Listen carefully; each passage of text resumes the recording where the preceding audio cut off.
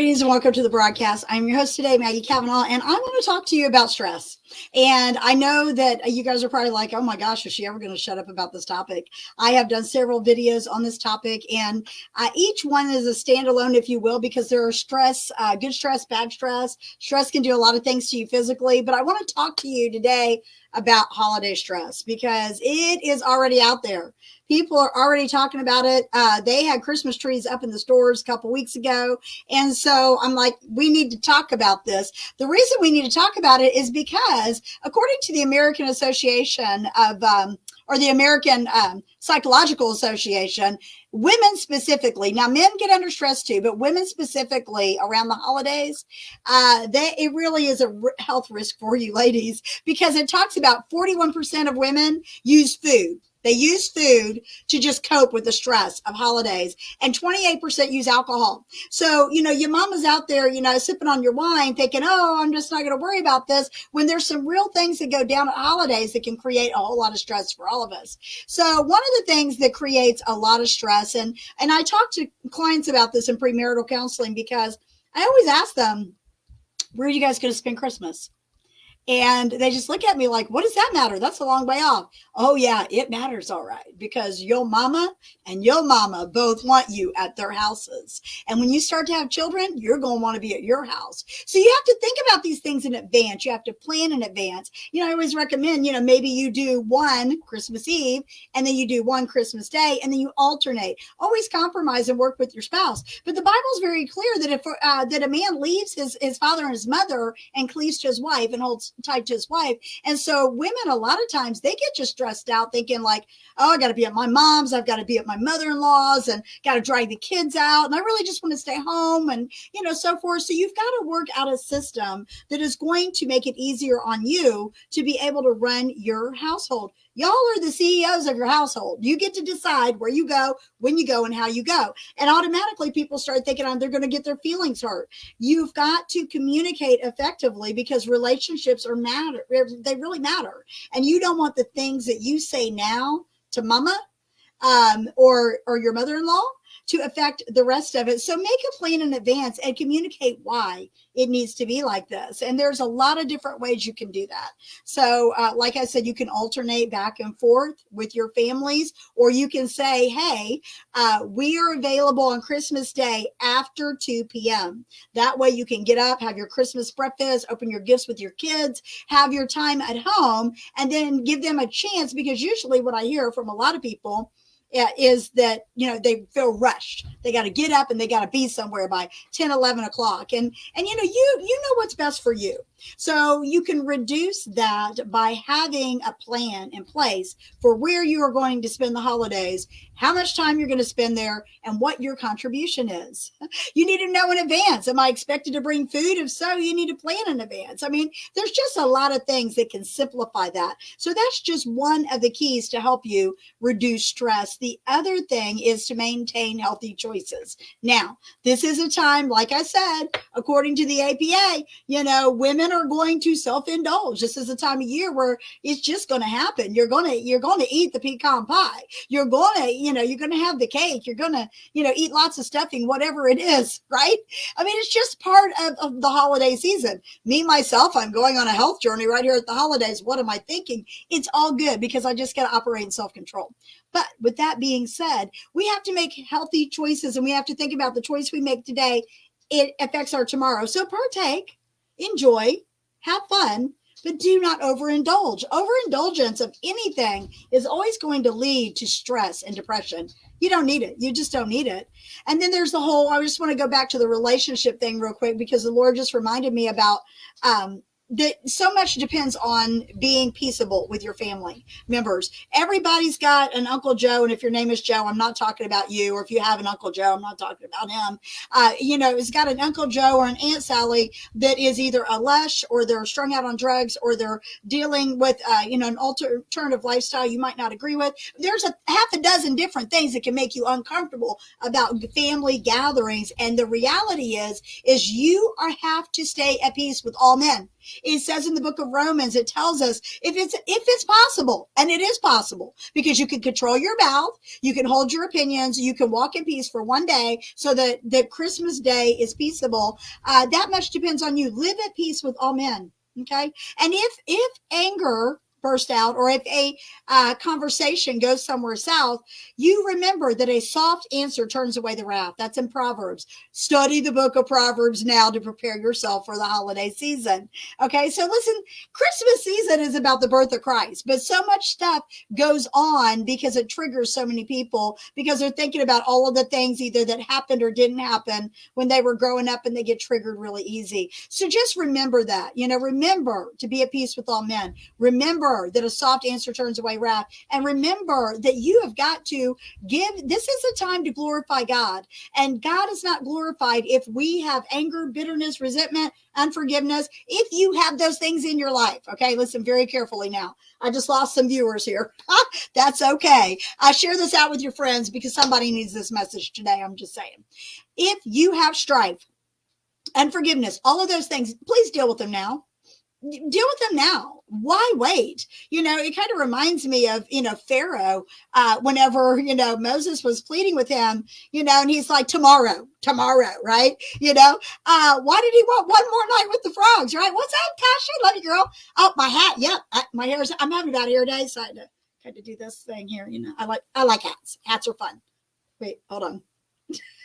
Don't you hate cameras sometimes? Anyway, so Pharaoh, he's like, tomorrow. Do not wait till tomorrow. Do not let the sun go down on your wrath. You need to deal with this stuff today. And if you don't know how to deal with it, you reach out to me or another trusted counselor or coach or somebody that you can work with to help you to get over those things, because you do not want to go in to your Christmas season with all of that garbage. You bring all that garbage to the table, you get triggered, something happens, Papa Joe says something, or Sarah Jane, or I've got a Sarah Jane. Let me not use that one. I've got a niece named Sarah Jane. She's super precious. You would not do this, but somebody, I'm just throwing out names. You get the point, right? You get the point, right?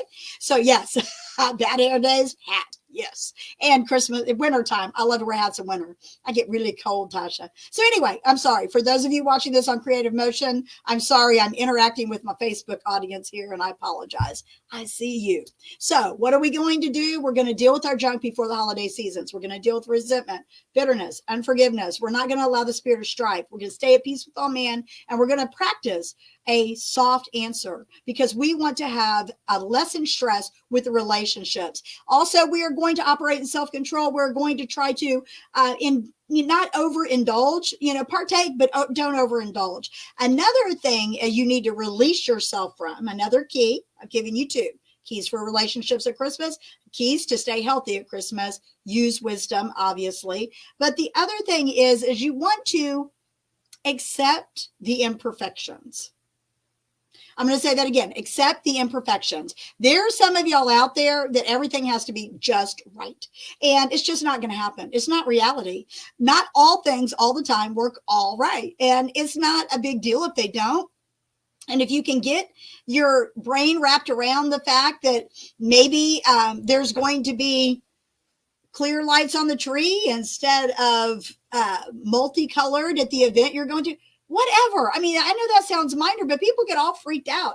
They watch so much Hallmark, and I'm not banging Hallmark. Hallmark's good. By the way, you need to make sure that you check out my girl, Jen Godson's film, The Farmer and the Belle, Saving Santa Land. It's like the best ever. It's going to be in re-release in local theaters near you. And if not, make sure you buy the DVD and make it a Christmas tradition. But we look at movies, all right? And we're just like, it's like, picture perfect. It's just like, this is how it's supposed to be. The food is great, and everything is great. My wardrobe's great. My love is here, and all of this. And the reality is you have to accept the imperfections. People are not perfect. You're not perfect. None of us are. And things are not going to always go the way that you planned. So if you don't set yourself up for unrealistic expectation, you don't have to worry about being so disappointed, right? Now, I'm not saying don't have expectations. Expectations can be good if they're realistic, right? So anyway, the other thing is, about that whole things going perfect, you're going to wait in a line somewhere.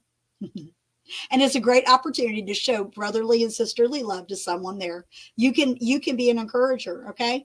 And people realize that people are going to be late. They're going to be late. and things are not going to go the way that you plan. So just release yourself from that right now. Somebody say that with me. Put it in the hashtag somewhere. Release myself. Okay. So watch for your triggers and limit your exposure to people that trigger you. If you know that Uncle Joe is going to trigger you, then you just kind of, work around that situation. I'm not saying avoid situations. I'm saying use wisdom when interacting with people. If you know that he's a Democrat and you're a Republican and you guys are going to go bang, bang, bang, just don't discuss it. Don't go there, release yourself. Okay. And, a lot of times if people have not dealt with their inner junk, right? Thank you, Tasha. If people don't deal with their junk, they spew it out. You are an overcomer. If you are watching this broadcast, you are an overcomer. And if you do not know how to overcome, please reach out to myself. Reach out to like my sister, Tasha Hart that's on here. She is an amazing coach. Get someone to help you get through your junk, okay? Be aware that you're going to have emotional reactions and just take a deep breath. Just stop and go, 1, 2, 3, 4, 5, 6, 7, 8, 9, 10. Belly breaths, okay? Hand on your chest, hand on your belly, breathe from your belly, calm yourself, okay? If you need CBD, reach out to me. I'm your girl. So anyway, take your thoughts captive. It's not all about you. And the enemy will plant things with relatives and family and coworkers. And all of a sudden, you're just like, woo. Take your thoughts captive, okay? And get to a safe place with your Bible and your pen and your journal and just process all that. Get your healing, okay? Don't get overwhelmed during the holiday season. This is a time where people really, really get stressed. Another thing is to say no because you've already said yes. Now, what I mean by that is there are times in your life you have said yes to peace. You have said yes to Jesus. And you have to say no to those things that are going to take you outside of that. If it doesn't represent God, don't go there. If it is something that's going to cause you problems, and don't overcommit. We overcommit because, it's like the church function's going on, the school function's going on. We got all these people out there. So much is going on. So-and-so's having a party. They want you to help. So-and-so's getting married. They want you to help. New Year's Eve stuff is coming up. They want you to help. And we have servants' hearts and we want to help and find out where you're going to serve and say yes, so you can say no because you've already said yes to the other thing. Does that make sense? I hope it does. I hope you guys are getting what I'm saying. It will reduce your stress if you know what you're going to do. If you are going to go and feed the homeless on Thanksgiving, and someone is trying to get you to do something else, you're saying, I'm going to do this. I'm committed to this. Let your yes be yes and your no be no, right? And then the last thing, this gets really sticky, okay? Really, really sticky. Stay within your budget. Stay within your budget. Set yourself up for success. This is a time where mommy guilt and daddy guilt goes out of control. All right. Because people think that they can fix people with things. Okay. Your kids don't need things. They need you. They need experiences. They need opportunities to learn. Interesting study not too long ago. I was reading in this great book and it was talking about the marshmallow study. And I had heard about it in psychology. Do y'all know the marshmallow study, right? Where the kids have that big marshmallow and they set it down in front of the little kids, the little kindergartners or whatever. And they tell them, here's the marshmallow. If you can wait 5 minutes, we'll give you 2. Well, 80% of those kids scarf down that marshmallow. And they track these kids all throughout, right? The kids that are the 20%ers, Tasha's a 20%er. A 20%er is a person that says they're going to do it and they get it done. An 80%er is inconsistent. I tend in some areas I'm 20%, some areas I'm 80%. I don't know, but we know the 20% of the people do all the 80% of the work, right? So with that being said, with that marshmallow study, they tracked these kids all the way through graduation.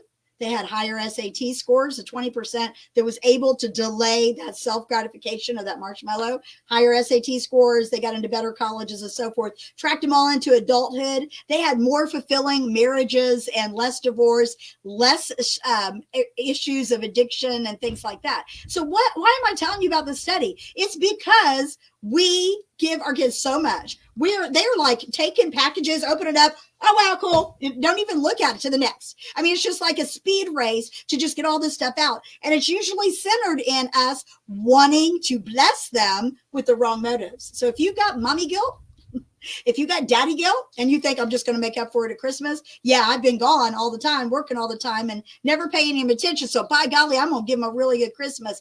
Your kids need you.